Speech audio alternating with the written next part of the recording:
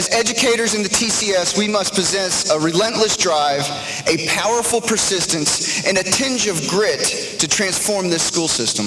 Our students deserve your most amazing self every day.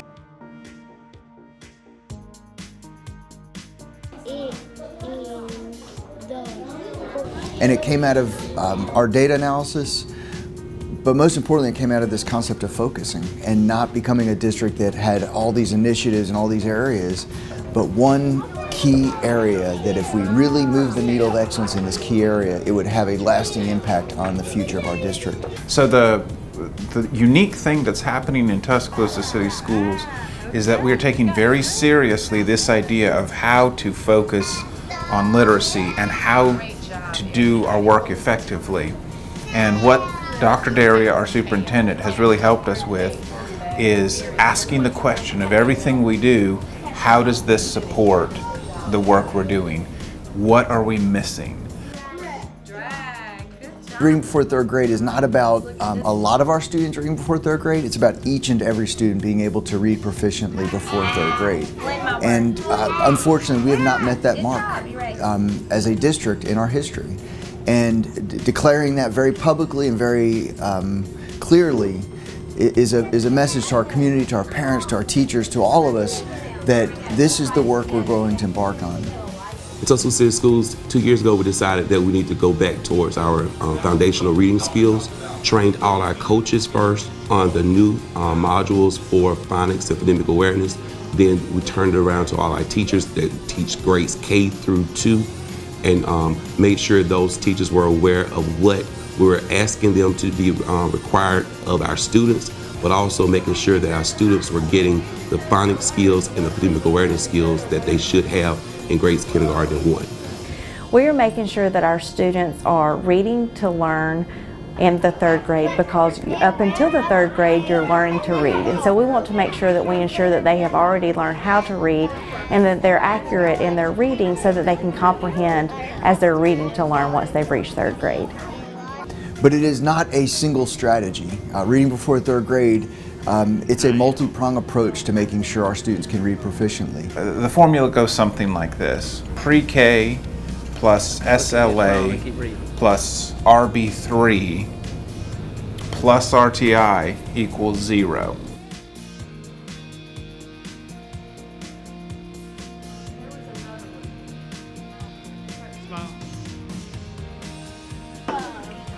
Part of the work we're doing is around strengthening our libraries.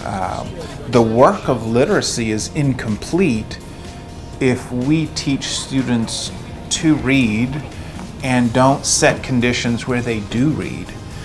And part of what's necessary to build a strong reader is for that individual to be engaged in reading frequently, passionately. Looking at our multicultural books, we want to make sure that our students of all cultures, we have 39 languages here at Arcadia, and so we want to make sure that we are providing them with books that they want to read.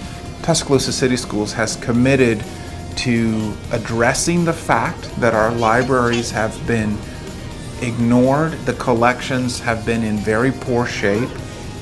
We are committed to healing our libraries and to keeping them well.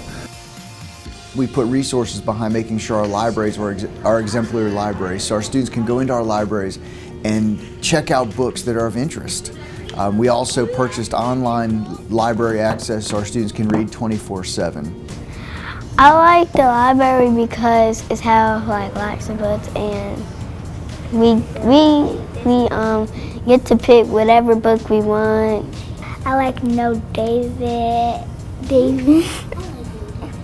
and I like Pete the Cat. Didn't have to put these back together.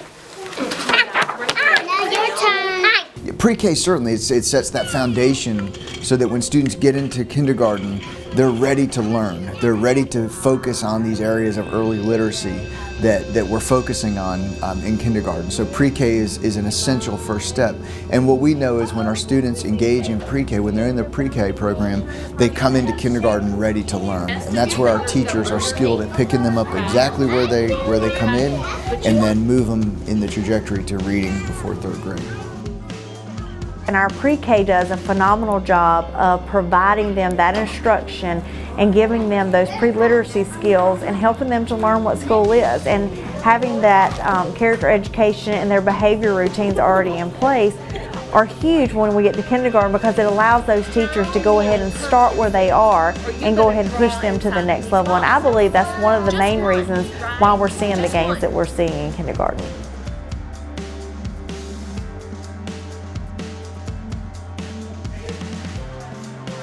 The strategy has become to engage as many students as possible in summer learning. And that's not a vague goal, it's a specific goal. We mean to normalize summer learning. Our summer learning is core to our work. Our most vulnerable students especially need to be in learning experiences during the summer so that they don't experience the slide that often exists in summer. And that's for all students, but certainly most important for our most vulnerable learners. What I think as a district that we did better than we've ever done in the past with our Summer Learning Academy is that we targeted those students that were not proficient at the end of the year, and then we looked at those students that were right there on the bubble, those students that if they continue to have the strategies implemented throughout the year, they can come back stronger next year. And then for those students that were not, if we're continuing to close that gap, we can continue to provide that instruction throughout the summer. For us, that's a simple matter of not allowing the time away from the formal school year to become a drain on student learning. Your eyes on me, focus. All right, let's go. The last prong of great importance is a strong system of interventions. We have to make sure that our students who are getting the material, who are at a level that they need to be, that they continue to be challenged, but that our students who need support through tiered interventions have that support, that it's systematic and that it's specific to each child. RTI, a response to intervention, is common across the country, but in this case, referring to what's that universal instruction. What do students learn when they're in the classroom? And then secondly, what supports are students given when they struggle to learn or need more time to learn or anything like that? When we focus on identifying students' academic needs on an individual level and targeting our instruction towards that, we see these gains.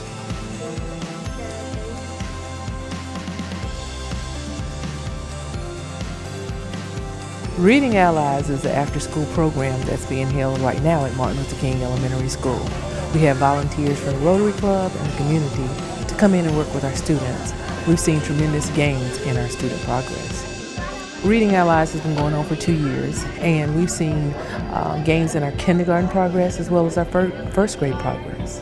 Our students are reading more fluently. They're feeling more confident about what they're doing each day in class. We look at the data and we determine what students that we feel that we can move the furthest in that time span. And we have approximately 30 students at Martin Luther King.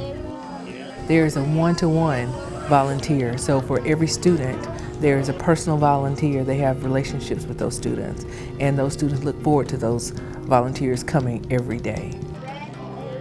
The Rotary Club has committed $100,000 for Book Buddies, which is now Reading Allies, to support the reading success for the students at Martin Luther King Elementary School.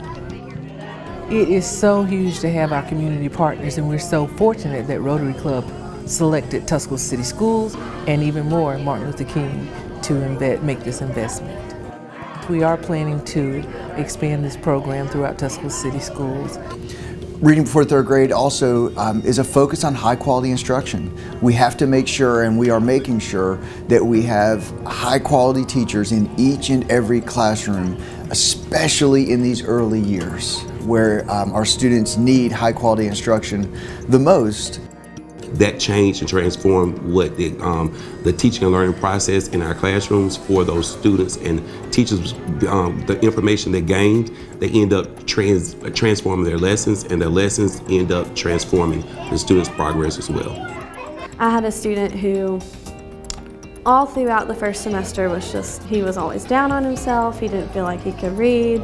And then it got to the point where I just was like, I'm not gonna let you do that anymore. We are going to do this, and you got this. And he is now in the highest group of his first grade class. And just seeing that growth has been great.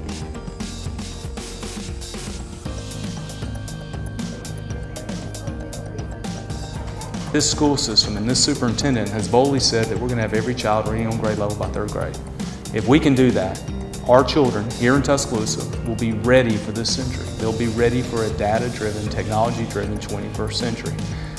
It's not only important that we do this, it is paramount that we do this for our children. And so part of the Elevate Tuscaloosa plan is investing in the programs that this school system has created that have been innovated and have shown success, that's going to reduce the amount of summer learning loss. That's going to help our students that may be deficient in a certain area get caught up. But at the end of the day, if we're going to elevate our entire city, it begins with giving all of our young people the opportunity to succeed. I absolutely believe, deep down in my soul, that if we're going to have our children ready for this century, it begins with world-class pre-K.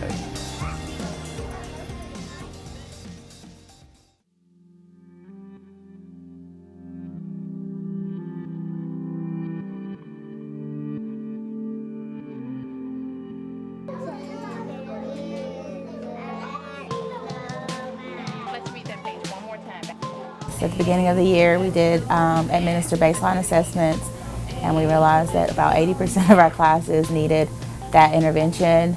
And with that, that just goes to show that we needed to provide explicit, systematic phonics instruction every day. Most of them came in starting out not knowing letters or sounds or any concept of print. I had problems with some kind of, the big A words and with the A and E. I didn't know how to spell stuff, and I didn't know how to do anything yet. So I just started how to learn, kept listening, and I got frustrated a little bit over some words. So we have 4 tiers of instruction in Arcadia. So the first tier is Tier 1 instruction. That's what all students receive every day. So Tier 2 instruction are those students that are still struggling with those current grade level standards. They need a little bit more intervention to help them attain those grade level standards. And then we have Tier 3 instruction. That's when the students are either 1 grade level to a year and a half behind. So what we do is Tier 3 instruction focusing on closing the gap. Instead of preloading or providing background information, we're truly trying to work on closing that gap and help them achieve what they have not attained prior to that grade level. Kindergarten teachers. I'm going to ask the kindergarten teachers to please stand for a minute. The Tuscaloosa City Schools kindergarten teachers. This group of 50+ teachers are on the leading edge of our work. Last year, they developed a plan to help us achieve that goal that we set for ourselves. And I'm proud to tell you it worked. 79% of our kindergartners this past year showed evidence of being ready in reading. What's the word? Sips. Consistency, sticking with it, relying on my team as well, us collaborating, being able to take away the competition aspect of teaching and focusing on our kids. We're definitely team players. Someone would find a site or a resource. We didn't try it out in our own classrooms. We'd say, hey, I found this, do you want to use it? And we would all try it out, and either we were going to succeed together or we were all going to fail together, but we were definitely in there for the children. It was about the children. We were very student motivated, very student centered. So hearing that there's no more my kids, but ours, that is so, that's powerful and give us the wow factor of Our teachers are amazing anyway, but now no longer in isolation, but we can do more when we all work together. Then my teacher had helped me out a little bit, and because it was just too hard, so then it just bloop. Then I finally got it. Well, we spell words and we blend them, we read, and we play games that make us smarter. It makes you proud. It makes you happy to know that those students that struggled so hard last year and that were not doing well are doing so well now, and that they're reading. When you go in their classrooms, they're independently reading. Not only have we come up with this concept and have we implemented the concept, but the concept is actually working. We're seeing hard data that proves that it's working. It's going to continue to work. And in our opinion, it's going to be a snowball effect in the sense that it's just going to get better and better and better as each year progresses and more students are indoctrinated into the RB3 program. It tells us that the investments that we're making, the large amount of money we put in summer learning and resources, making sure that the library is trying to get the libraries up to par, that they are relevant for students being able to read, that these things are working. It absolutely affirms the high expectation that we have in a school system, and that is that all of our students are capable of learning at high levels.